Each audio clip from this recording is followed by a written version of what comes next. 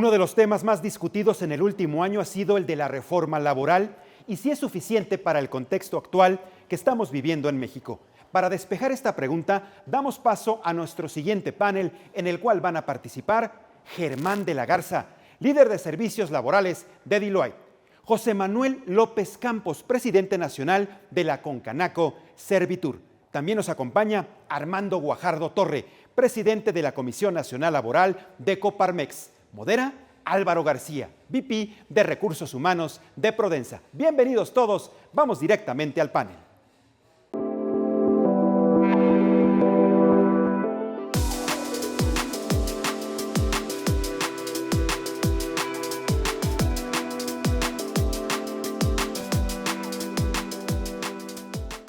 Un saludo a las personas que nos sintonizan en esta sesión de Foro Forbes, la ruta decisiva, México a la mitad del camino. Tendremos ahora la oportunidad de dialogar sobre la reforma laboral suficiente para México. Es el título con el cual nuestros panelistas invitados estarán dialogando durante los siguientes minutos. Me permito presentarlos en el orden que los tengo aquí a la vista.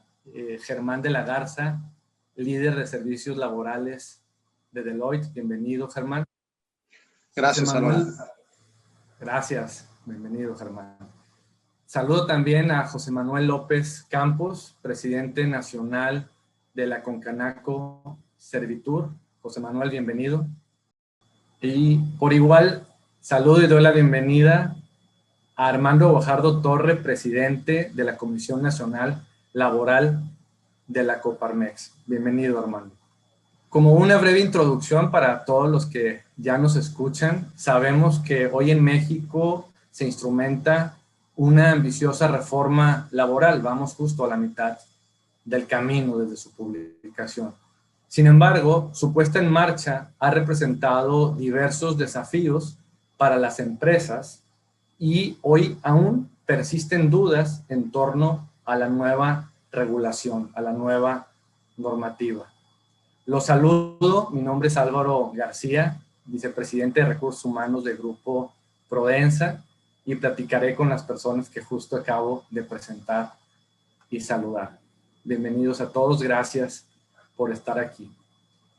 Y para no quitar tiempo de los que ya nos escuchan, ir directo al diálogo, iniciaré contigo, Germán, para abrir tema.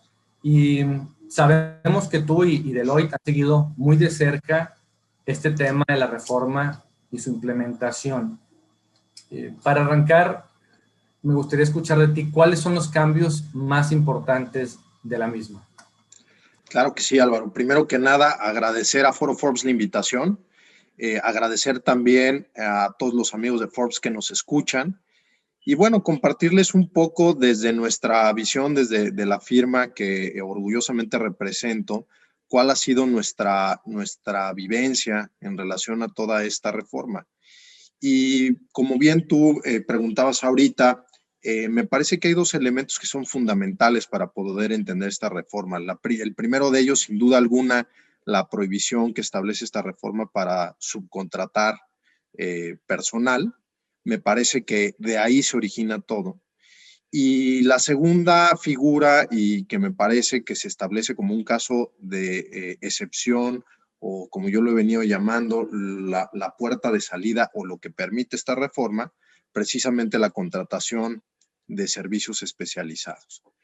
Y entendiendo estas dos figuras, que no es cosa sencilla, porque además en muchos casos nos lleva a terrenos grises por la forma en la que está planteada la reforma, pues me parece que se pueden implementar algunas salidas. Nosotros en la firma, que como tú sabes es la firma de servicios pues más grande del mundo, ¿no?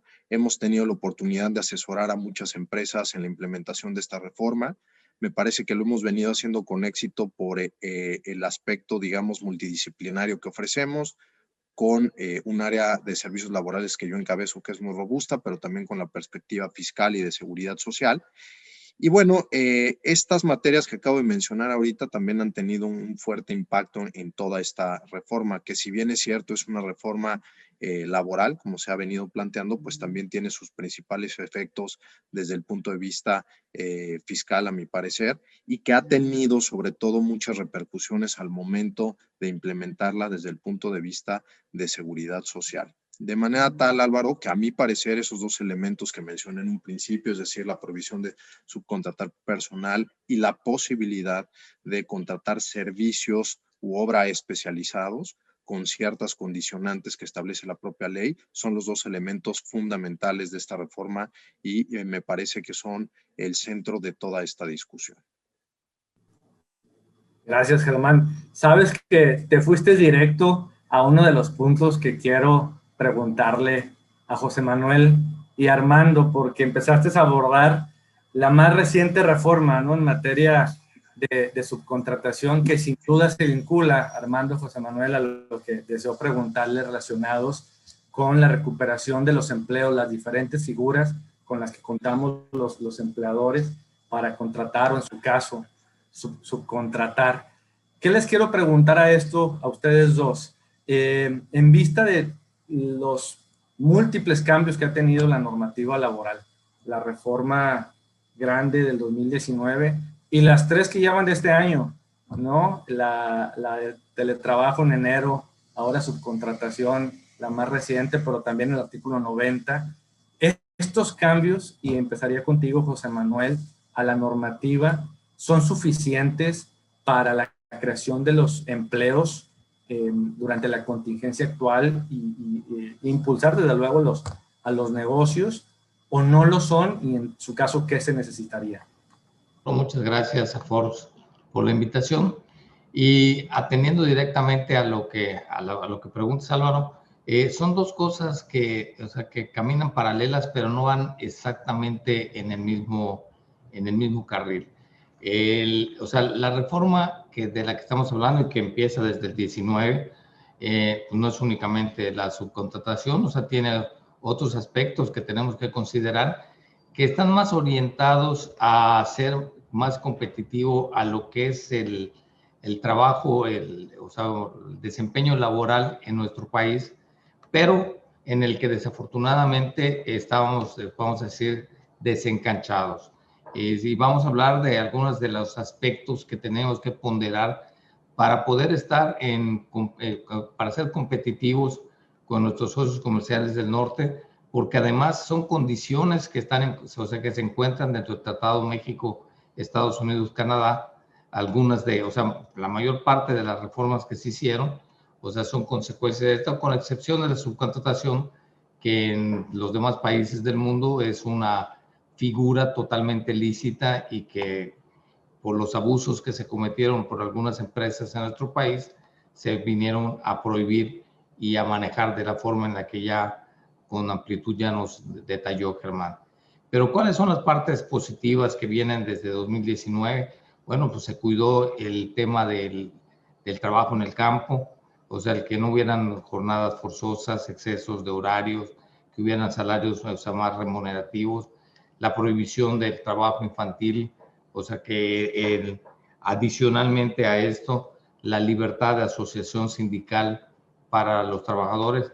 Y creemos que dentro de todo este marco, pues lo que debe de facilitar es que haya una fuerza laboral, más competitiva, cuando menos en el mediano plazo podamos aspirar a tener una fuerza laboral más competitiva, y ya resueltos los problemas que inicialmente va a generar de modo fiscal, principalmente la eliminación de la subcontratación, pues va a permitir que tengamos una fuerza de trabajo en la que esté arropada en cuanto a las prestaciones, el acceso a créditos, el que tengan un mayor poder adquisitivo, desde luego, pero que también tengan acceso a la salud y que tengan acceso a las pensiones y que tengan acceso a la vivienda, como la garantiza la Constitución en nuestro país.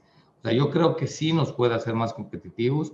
Yo creo que, era algo que se tendría que hacer para que se hubiera podido concretar el Tratado México-Estados Unidos-Canadá, que va a ser la gran oportunidad para México en la recuperación económica, que es el gran desafío que tenemos ahora para el 2021 y en adelante. De modo que creo que con esas bases es con las que tenemos que trabajar, Álvaro. Un gran tema, la competitividad, José Manuel. Armando, tu punto de vista, ¿abona para la competitividad? ¿Son suficientes estos cambios para la recuperación de los empleos? Muchas gracias, agradezco a Foro Forbes la invitación y un saludo aquí a mis compañeros panelistas. A tu pregunta, Álvaro, bueno, solamente precisar que la reforma laboral integral, digamos, inicia en el 2017 con la reforma constitucional relativa al registro laboral y a la desaparición de las juntas de conciliación y arbitraje. Posteriormente se recoge esto a través de las negociaciones del Tratado de Libre Comercio, el convenio 98 de la OIT, que recae ya finalmente en la reforma laboral del 2019, que se sustenta principalmente en estos tres ejes: libertad sindical, nuevo registro laboral y tribunales laborales. Posteriormente viene ya la reforma al teletrabajo, que simplemente creo que viene a adecuarse ante una necesidad que ya se venía dando anteriormente y ante la condición de emergencia por la cual vivimos, bueno, se vio la necesidad de regular esta actividad para ponernos al corriente y a las corrientes también modernas con respecto a esta figura del teletrabajo. Me parece que entramos un poco tarde como país. Y finalmente el tema de la subcontratación laboral, que hoy es lo que nos ocupa y nos preocupa. Me parece que, como en todo, la sobreregulación, como lo hemos también manifestado, pues no abona mucho a la competitividad. Como comentaba Germán, esta reforma también tiene sus grises, sus claros y sus grises, que no ha quedado muy claro también para algunos, inclusive especialistas, en la parte conceptual de la misma.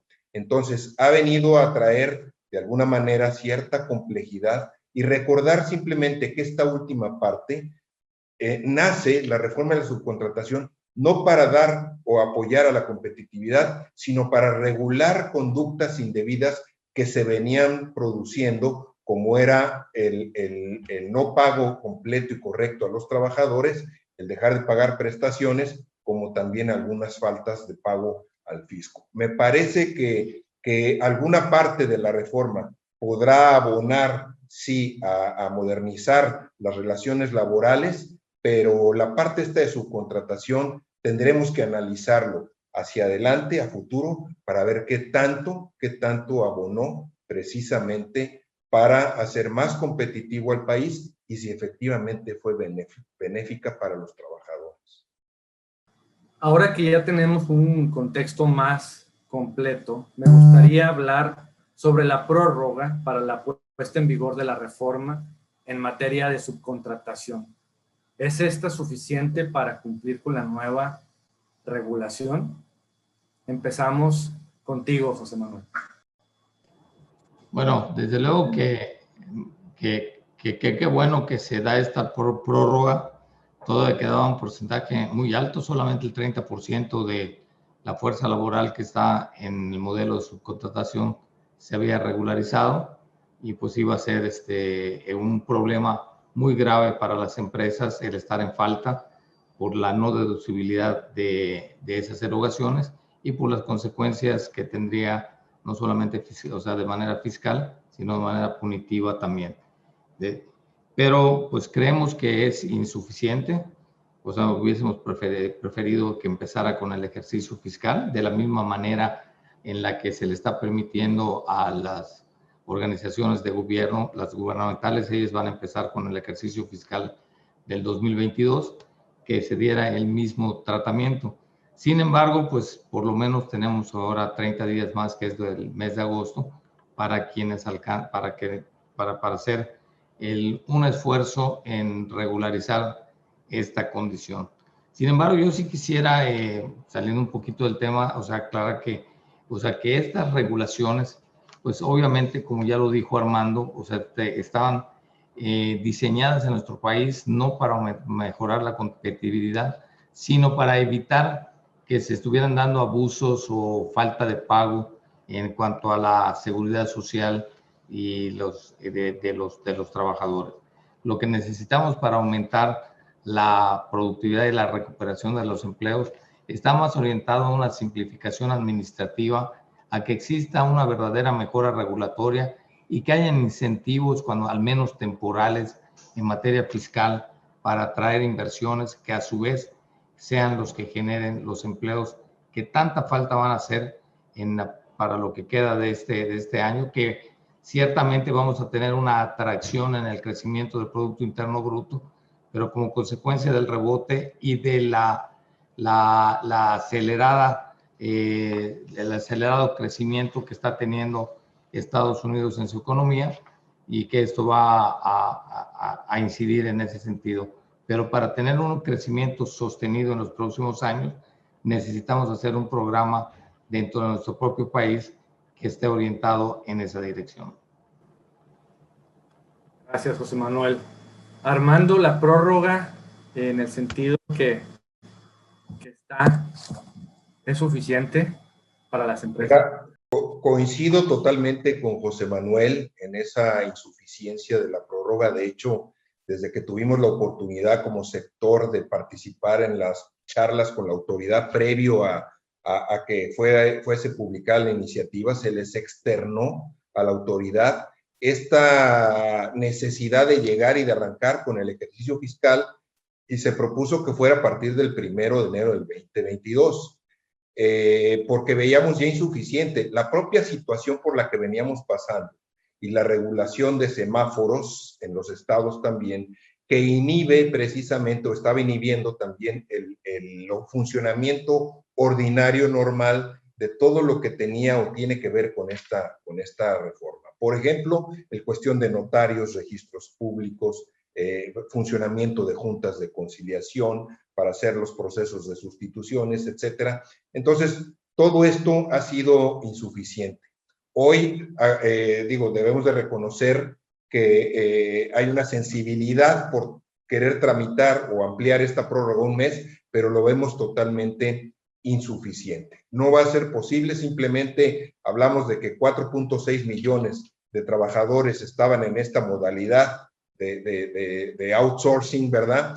La propia autoridad ha dicho que han pasado 1.3 millones. Bueno, todavía queda un buen cantidad de trabajadores que no han pasado, que no se han regularizado, que no se han normado. Por otro lado, la limitación de que ahora para hacer la sustitución tiene que hacerse con activos, traspasando también los activos. Las empresas, por la condición que hemos vivido, no están en una condición favorable como para absorber todavía aún más costos, como los que además les va a representar el estar ahora coadyuvando en la vigilancia y cumplimiento también de obligaciones fiscales que en realidad no corresponden al sector empresarial, sino que corresponden a la autoridad. Sin embargo, ahora nos han trasladado esa responsabilidad de vigilar el cumplimiento de responsabilidades fiscales, y si no, bueno, pues también eres responsable solidario en caso de ser beneficiario de esos servicios. El propio Poder Judicial ha concedido algunos amparos provisionales,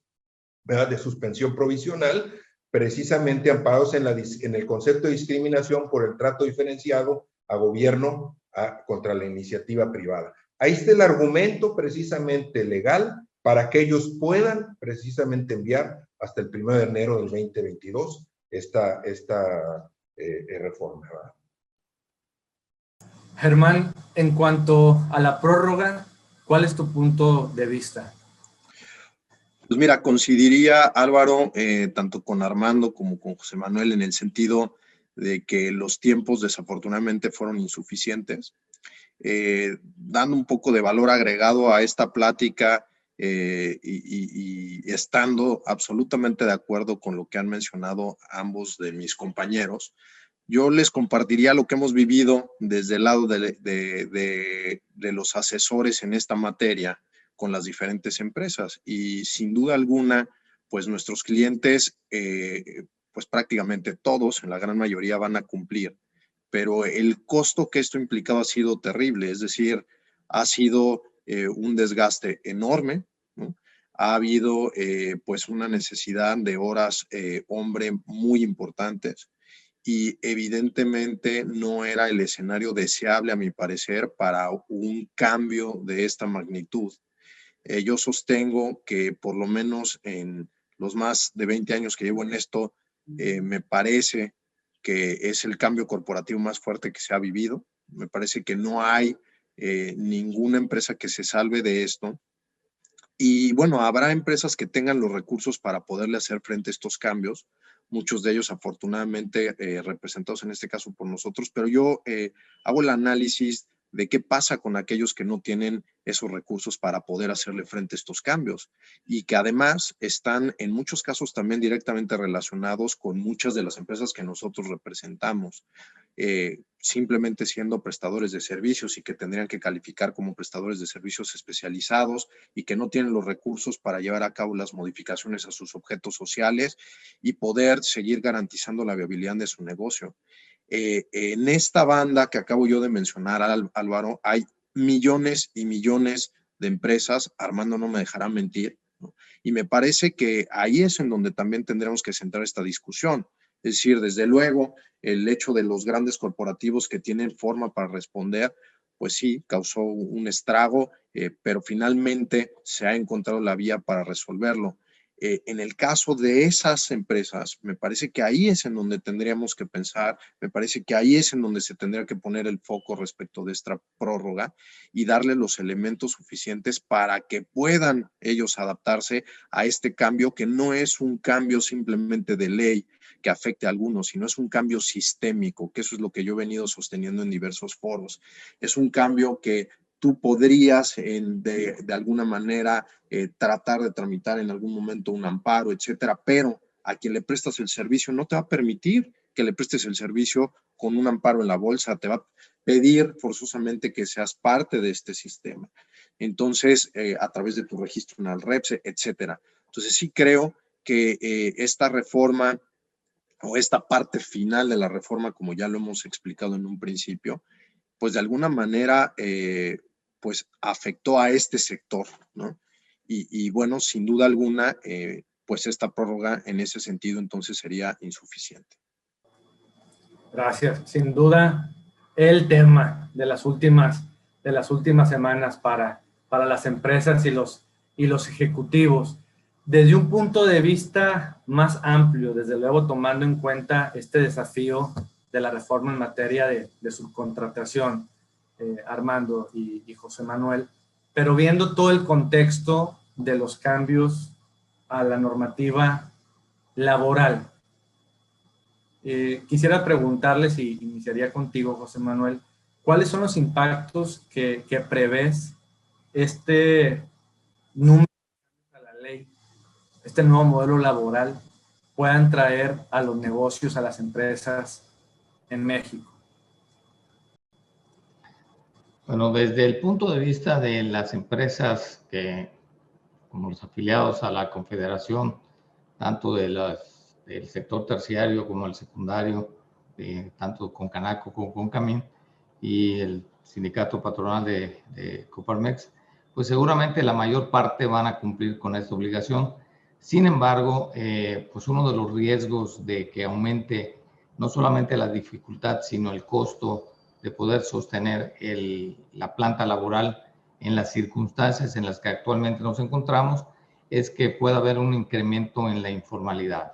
O sea, que una parte de estos trabajadores que hoy están en la economía formal pasen a la informalidad de una manera total o parcial, lo cual sería lamentable, porque cuando se habla de la recuperación del empleo, normalmente se compara el número de empleos que se tenían previos a la pandemia, pero no se están tomando en cuenta los que debieron de aumentar por los jóvenes que se incorporan a la población económicamente activa año con año y que en nuestro país rebasan en 1.300.000 empleos de jóvenes que se incorporan a esta población económicamente activa.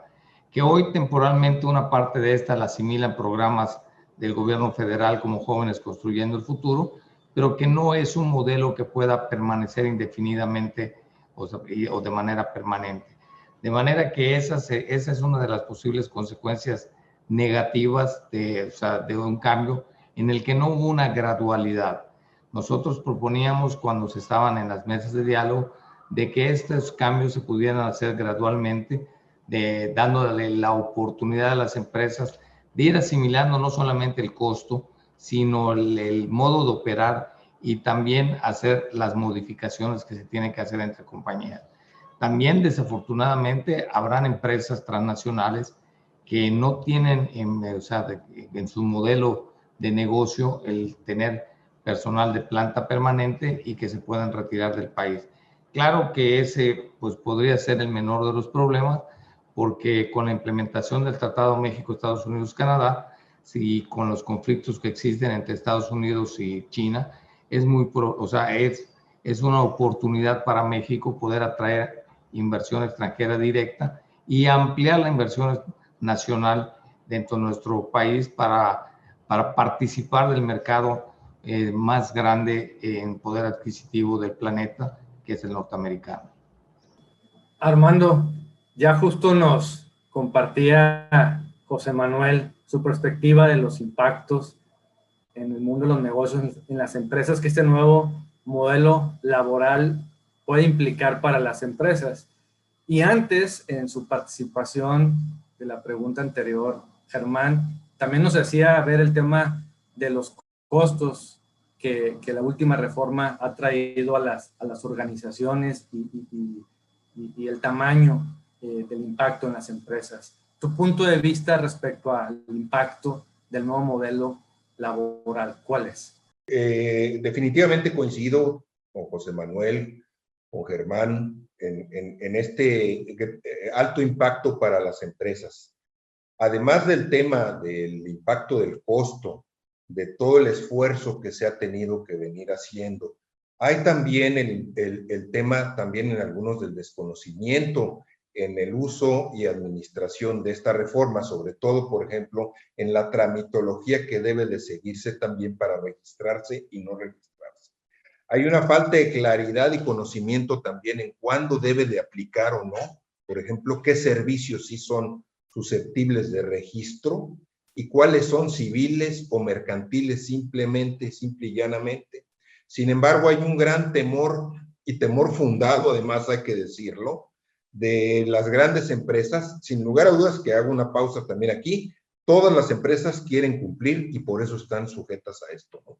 Ahora, hay un gran temor también fundado, donde aún incluso servicios o actividades que no deberían de registrarse, los beneficiarios de los servicios, por esta responsabilidad solidaria también que les están imputando y por el riesgo de la no deducibilidad y de la no acreditación de los temas de IVA, fiscales, etcétera, y de las sanciones además que pudieran venir, están exigiendo el registro además a quienes no deberían de exigírselo. Tal y como sucedió con aquel famoso aplicativo del 6%, que afortunadamente ya irá a desaparecer con esto, pero que tal cual sucedió, les retenían ese 6% a quien no deberían de retenerlo. Está sucediendo lo mismo aquí y yo también veo muy fuerte el riesgo de que ante el no poder las empresas absorber a quienes estaban bajo esta modalidad de la subcontratación, ahora por esta alta generación de costos, pues que muchos de ellos lamentablemente se vayan a ir a la informalidad. Y entonces, en lugar de ser beneficiosa o benéfica la reforma, tratando de darles mayor cobertura de seguridad social, mejorar el ingreso, etcétera, pues que ahora vaya a quedar un gran número de trabajadores sin la protección. Creo que ese es el mayor riesgo que pudiese haber, independientemente de todo el impacto que para las empresas está teniendo la implementación de la reforma y sobre todo con mucho mayor afectación, y aquí José Manuel lo debe de saber mucho mejor que nosotros, sobre todo para la pequeña, la mediana industria que está sujeta a esto y que falta de recursos para poderla implementar correctamente, ¿no? Creo que aquí las cámaras, las organizaciones como la Coparmex, que hemos hecho labor, estamos apoyando, asesorando y guiando a nuestros agremiados, pero parece que eso pues todavía no es suficiente, ¿no? Entonces, hasta ahí dejaría yo este tema. Sin duda, el temor fundado, como lo dijiste, es latente para todas las organizaciones, y justo como lo mencionaste, Armando, José Manuel y tú lo saben, las empresas de todos los tamaños están ocupadas, preocupadas por cumplir. Y en ese sentido, Germán, te quisiera preguntar a ti, ¿qué estrategias se están implementando o se deberían de implementar en las empresas en todo caso para asegurar que se cumpla, asegurar el cumplimiento con los cambios? Y permíteme ampliarlo, no solo en el aspecto laboral tan específico que estamos abordando, sino también en temas fiscales, de seguridad social. Mira, Álvaro, una de las cosas que nosotros hemos concluido, que me parece además es evidente, es que no hay una medicina genérica para esto. Cada empresa, cada grupo empresarial tiene sus propias circunstancias. Y hemos nosotros identificado que hay tantas soluciones como empresas existen. Desde luego hay recomendaciones genéricas que además derivan justamente del texto de la ley en cuanto a, como bien mencionaba Armando, cuándo estamos en presencia o no de un servicio especializado, cuándo es que estamos en presencia de una prestación de servicios de naturaleza civil, etcétera. Sin embargo, hay sectores, y creo que esto sería interesante comentarlo también el día de hoy, que tienen particularidades operativas muy específicas. Me refiero a sectores como el de la construcción, me refiero a sectores como el financiero, bancario, en donde tienen una forma operativa en muchas ocasiones compleja y en donde se ha hecho más difícil el poder implementar esta reforma. Y ahí, bueno, pues hemos tenido que hacer o diseñar una metodología que creo yo ha sido muy eficiente, por lo menos eso es lo que hemos venido haciendo en la firma.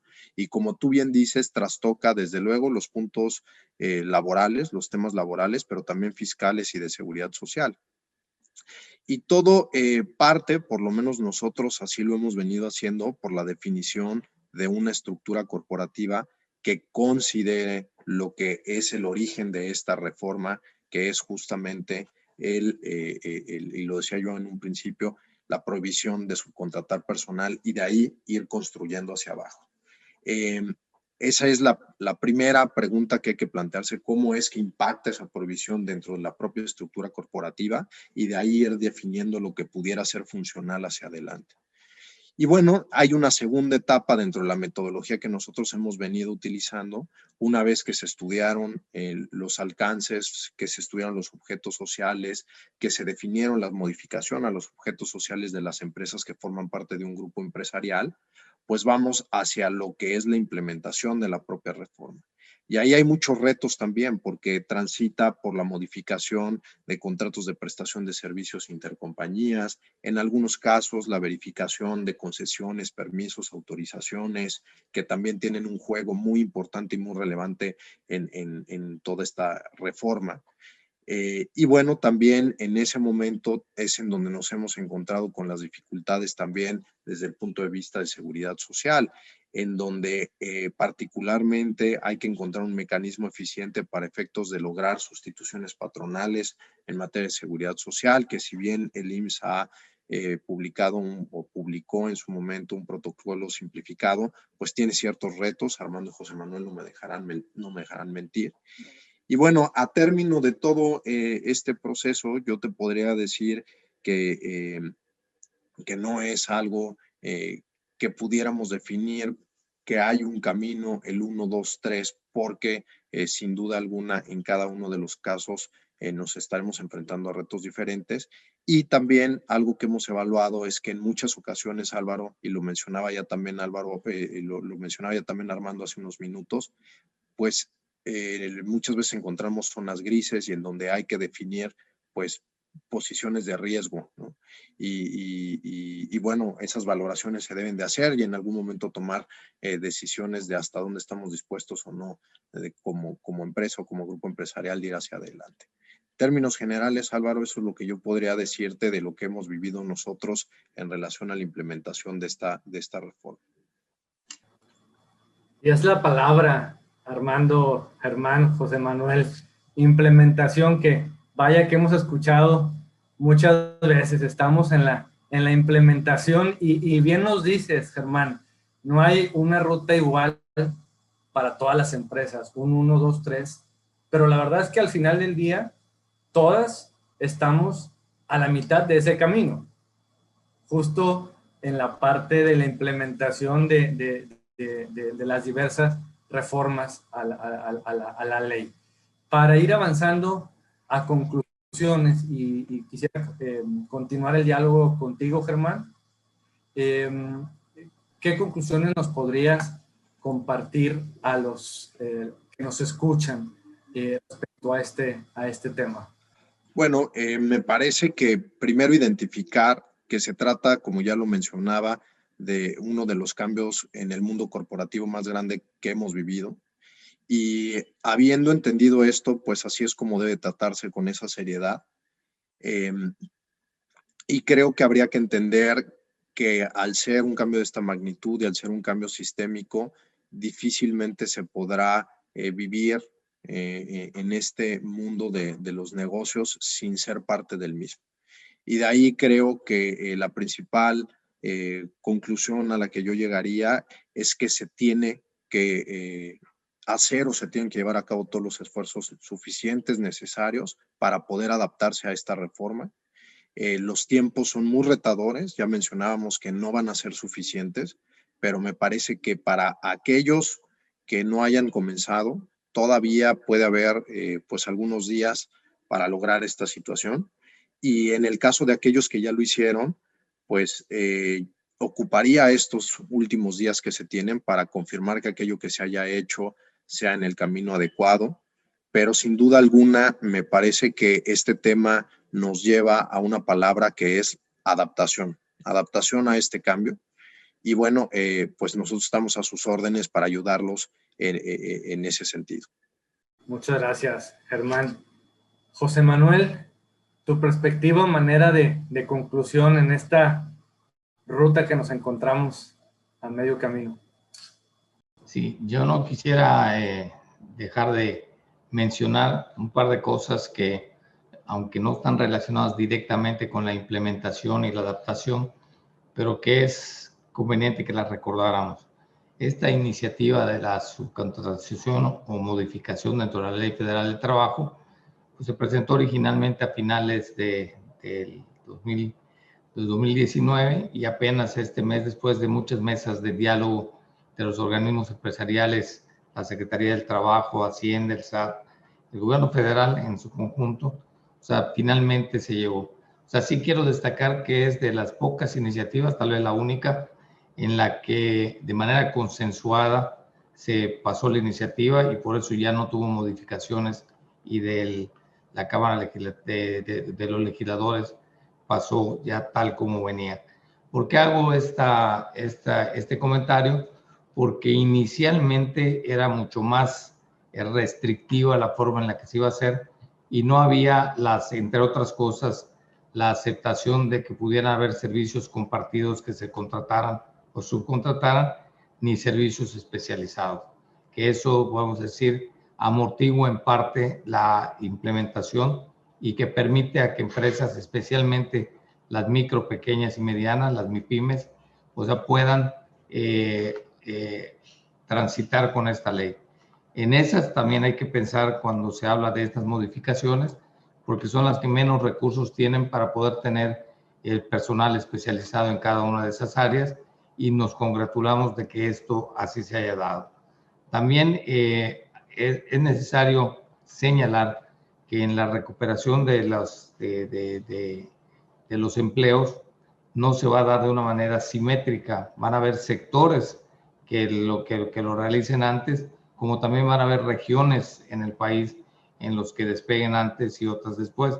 De manera que esto va a tener que ser, como decía Germán, se van a necesitar trajes a la medida de cada empresa y van a tener que tener modos de aplicación y de implementación distintos por regiones. Y quisiera mencionar una actividad que es muy sensible a estos cambios y que es uno de los segmentos de la economía terciaria, que es lo que representa Concanaco y que es el turismo. O sea, el turismo tiene, además de que fue de los más afectados en estos tiempos, tiene temporadas altas, tiene temporadas bajas, tiene diferentes tamaños entre una cadena que puede proveerse de todos los servicios que necesita, hasta un hotel de pocas habitaciones que necesita contratar de servicios especializados. Entonces es uno de los segmentos de la economía más sensibles y que también, o sea, van a tener que adaptarse. Creo que esa va a ser la palabra con la que me quedo del programa, o sea, la necesidad de adaptarse a las nuevas circunstancias y en esta nueva realidad, o sea, tomar todo lo que se necesite para poder salir adelante y poder crecer, que es a lo que aspiran todas las empresas. Gracias, José Manuel. Adaptarnos a los cambios. Coinciden los panelistas, Armando, que te antecedieron el uso de la voz. Te pregunto también a ti, a manera de cierre en esta pareciera interminable implementación de la reforma, tu perspectiva del tema. Sí, gracias. Mira, primero, las empresas quieren cumplir y están precisamente en ese camino, ¿verdad? Dos, el plazo es insuficiente aún en el supuesto de que se llegue a otorgar la ampliación de al mes de septiembre. Me parece que debe de haber mayor sensibilidad de las autoridades involucradas. Y aquí quiero también mencionar que sí ha habido por parte de la Secretaría del Trabajo y Previsión Social, ha habido sensibilidad, ha habido flexibilidad y también ellos traen la responsabilidad. El tiempo también está corriendo para ellos. En este poco tiempo también han implementado una plataforma, han establecido lineamientos, han estado haciendo una serie de cosas que desde luego hay que reconocerlo como tal. Pero también involucra a otras autoridades, que ahí es donde también está habiendo un tema de cuellos de botella, por así decirlo, ¿verdad? Y también hay que decirlo con todas sus letras, quien menor, digamos, sensibilidad ha tenido con respecto a los temas de los plazos y más, pues ha sido el SAT. Desde un principio así fue y así ha sido. Entonces, sí requerimos de que se vea que esto no era nada más, ahora sí que en términos pues muy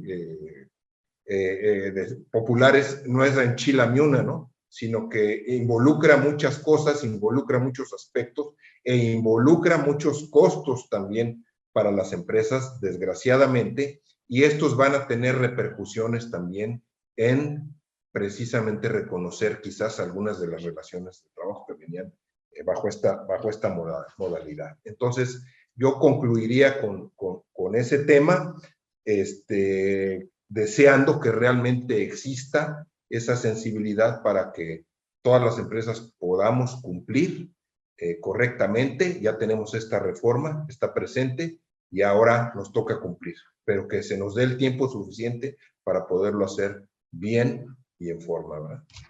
Muchas gracias, Armando. Gracias también a ti, Germán, José Manuel, por la oportunidad de escucharlos y aprender de ustedes. Gracias a todas las personas que han estado siguiendo este panel. Muchas gracias a Ford por la oportunidad de moderar el diálogo. Me despido de todos ustedes. Yo soy Álvaro García, vicepresidente de Recursos Humanos en Grupo Prodensa. Y los invito, Armando, José Manuel, Germán y a todos los que nos están escuchando, a que sigamos conectados en este foro Forbes, la ruta decisiva, México a mitad del camino.